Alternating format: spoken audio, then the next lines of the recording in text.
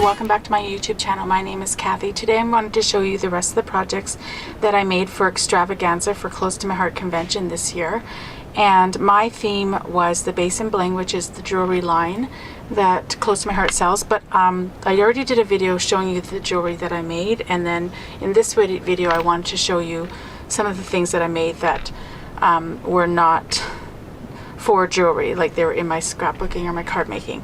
So I made these two tags, and so what I did for these ones is I used our watercolors to make the tags, and then I actually did this coolest technique where you add salt while the paper's still wet. I'm gonna actually do a technique video on that, but it's super fun and I really liked how these turned out. So for this tag, I just wanted to use one of the pendants, and then I used one of the glass covers and the style sheets of stickers, and so and then I added some of our glitter kind of stickers that we have as well.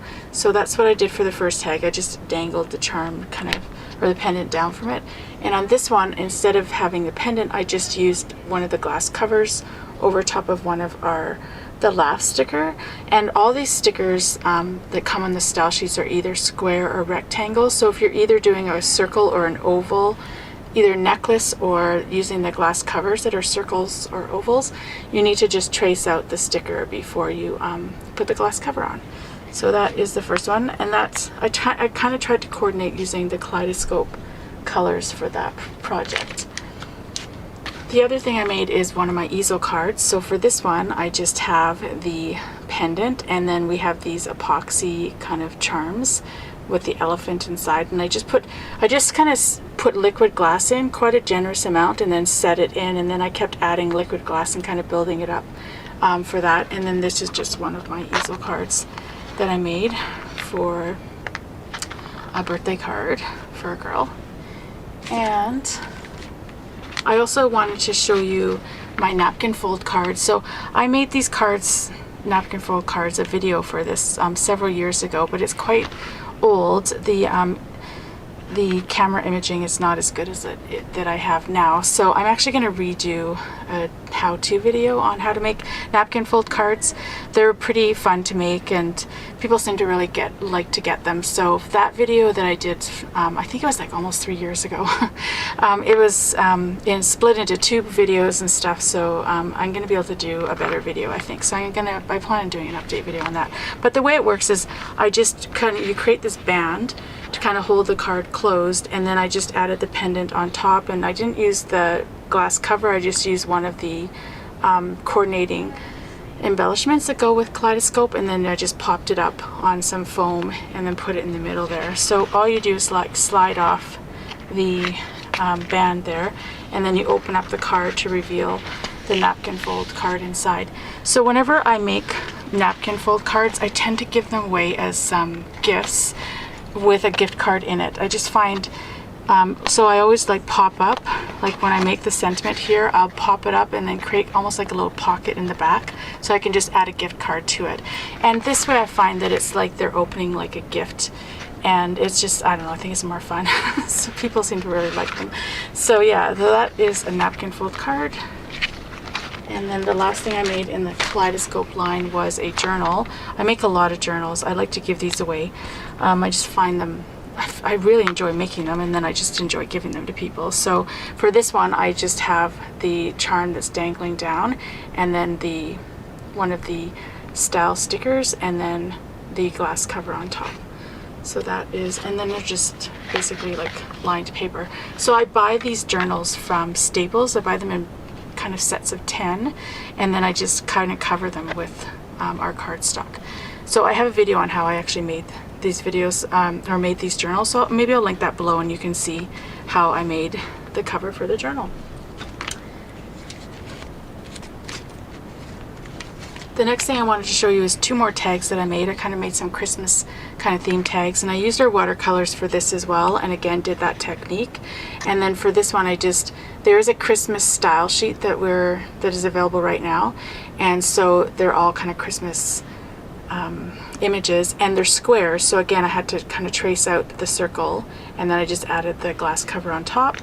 And then for this one, this is actually an example of exactly what the stickers look like. So they're square like that. So if I wanted to do a circle glass cover on top of that, I'd have to trace around the glass cover and then just cut it out and then put the glass cover on top. But in this case, I wanted to show how you can just use the stickers on their own to decorate your projects as well. And then this is the other Christmas kind of Christmassy item I made. So here are all the different stickers from the style sheet that come, the Christmas style ones. So there's just so many, and I just alternated them with our glitter paper. I cut these all 1 inch by 1 inch, which is what the style stickers are, and then I just kind of alternated them on the front of the card. And for the last set of items that I'm going to show you, I used a La Vie en Rose paper pack. So this is just a little, it's a simple kind of card, and all I did was add the little charm, or little kind of rhinestone charm. I use the charms on almost everything that I make, whether it's cards or page layouts. I just like to add the different texture into my projects. So the next thing I wanted to show you is, this is an actual pendant. So this is one of the necklaces that I made. So I didn't actually show this in the last video. I'm going to link that video below where I show you all the jewelry that I made for the Base and Bling kind of extravaganza projects, and these are all the projects that are non-jewelry related, but this one I forgot to add in. So this is one of the necklaces that I made, and this is like one of the rectangle kind of pendants, and then I just used the square glass cover and with one of the square stickers and put it in, and then just added some glitter paper in the front and the back, and then I dangled just some charms down the side of the necklace. This kind of paper I actually cut using the Artiste Cricut cartridge, and it's just this, if I'm going to give somebody a necklace, this is what I tend to do. I tend to cut out one of these and then I can kind of present it to them that way. So this is another napkin fold card that I made. I actually didn't finish the inside, so I'm not going to open this one up, but I just wanted to show how I used the pendants on the outside of this band, again just to decorate it up. As you know, because I do tend to give them away as gifts. So this is another thing that you can do. In this case, I just used some paper and I just stamped in the word love you.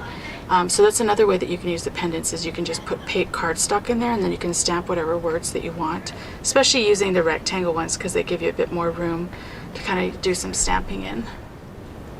So this is another one of the journals that I made. So in this case, I just used the glass cover that's a circle, and then I traced out the love sticker, and then I just dangled. See, these are some of the charms that you can get with the Base and Bling, and again I use them in almost everything that I do.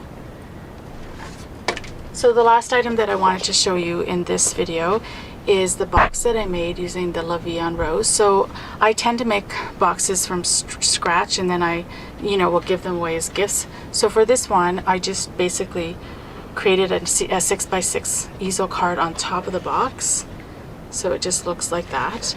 And then for the front of the box is where I wanted to use the Base and Bling. So I just added the oval pendants here, and these are some of the stickers that come with the La Vie en Rose. And then I just dangled the charms kind of between the two loops of the pendants, and then the drawer just opens up so that you can put your gift inside. So that's another way that you can use the pendants in your projects. So I hope that you enjoyed this video. I actually did make one more thing. It's a layout, and I'm planning on giving it to a friend of mine, but I haven't had a chance to see her, so she doesn't know about it, so I didn't want to show it and first of all have it ruin the surprise that I actually made it for her. But I also need to get her permission that I can show it, because it's a picture of her and her friends on there. So anyways, I will show that in another video once I give it to her and get her permission that I can add it. But until next time, I hope that you got some ideas, and happy crafting. Thanks. Bye-bye.